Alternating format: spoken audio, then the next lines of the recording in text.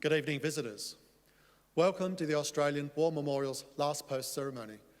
My name is Craig Burrell, and joining us today from the Royal Australian Air Force is leading aircraft woman Monica Verma.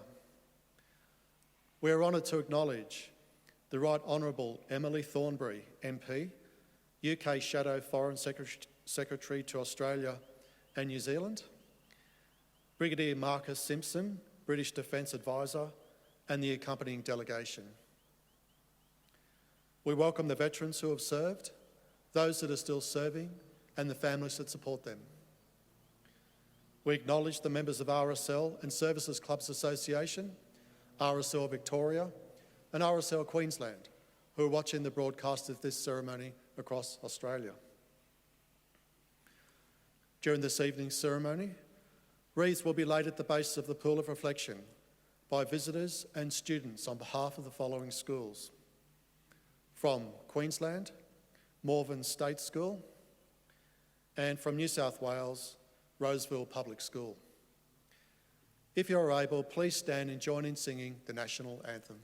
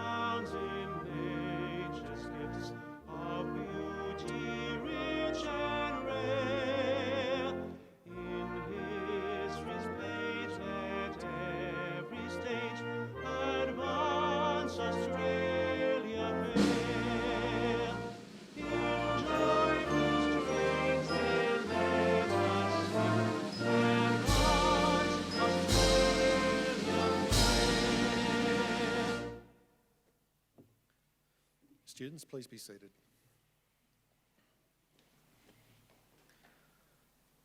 The Australian War Memorial was the vision of Charles Bean, Australia's First World War official historian. Bean landed with the Australian troops on Gallipoli and stayed with them at the front through to the end of the war. The idea of this national memorial and museum came to him at Pozières, France, in the depths of the bloody fighting of 1916. Bean's idea was that this would be a place where families and friends could mourn their loved ones buried in faraway places. It would also be a place that could help all Australians understand what these men and women had endured and what they had done for us. Bean's vision, to which we remain true, is best expressed as inscribed in the entrance to the memorial's galleries. Here is their spirit, in the hearts of the land they loved, and here we guard the record which they themselves made. Tonight, we will read the story behind just one of those on the Roll of Honour, which lists the names of more than 102,000 men and women who have given their lives for us in war and operations for more than a century. But first, we present a lament, Flowers of the Forest. Wreaths or floral tributes will now be laid at the base of the Pool of Reflection.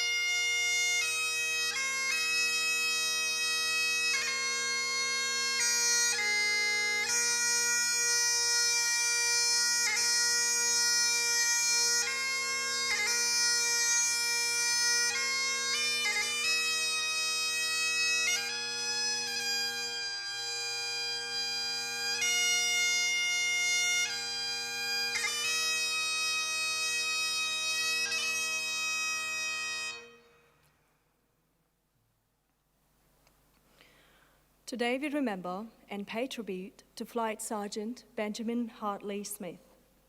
Benjamin Smith was born on the 24th of March 1914 in Newcastle, New South Wales, the son of Benjamin and Alice Smith. Known within the family as Benny, he attended the local school before going on the forge a career as a school teacher. On the 9th of October 1941, Smith enlisted in the Royal Australian Air Force. He began training as a navigator and soon embarked for overseas service. As part of the Empire training scheme, Smith was one of the almost 27,500 RAF pilots, navigators, wireless operators, gunners, and engineers who, throughout the course of the war, joined squadrons based in Britain. Arriving in Britain, Smith undertook further specialist training before being posted to No. 166 Squadron, Royal Air Force.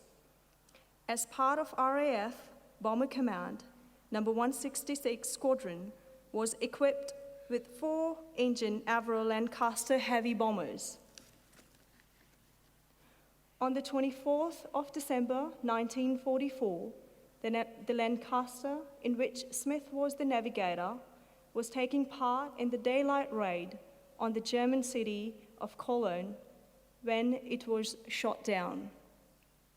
Benjamin Smith and all 6 of his British crewmates were killed. Their bodies were buried side by side in the British and Commonwealth War Cemetery in Rheinberg, Germany. In a letter to Smith's parents, the commander of No. 166 Squadron wrote, "Your son was a most proficient navigator, and his loss is deeply regretted. I would like you to know how greatly we honour the sacrifice he has made so far from his home country in the service of the United Nations." Benjamin Smith was 30 years old.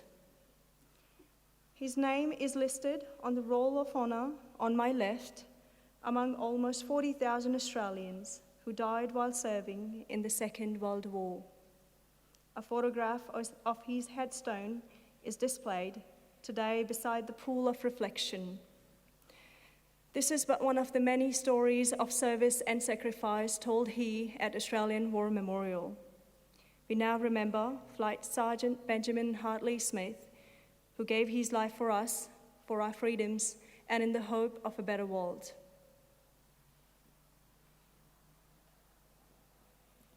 Please stand for the ode and the sounding of the last post.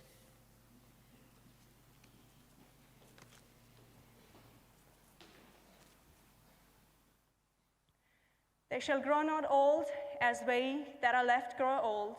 Age shall not weary them, nor these condemn. At the going down of the sun and in the morning, we will remember them. We will remember them.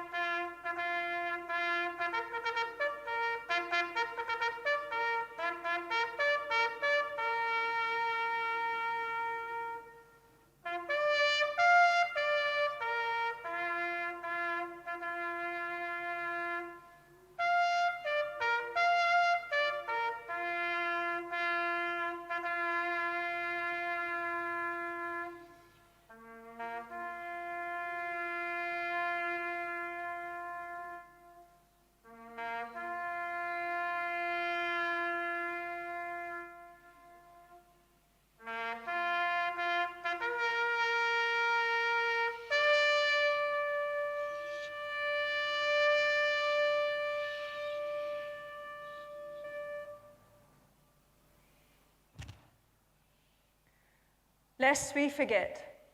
Lest we forget.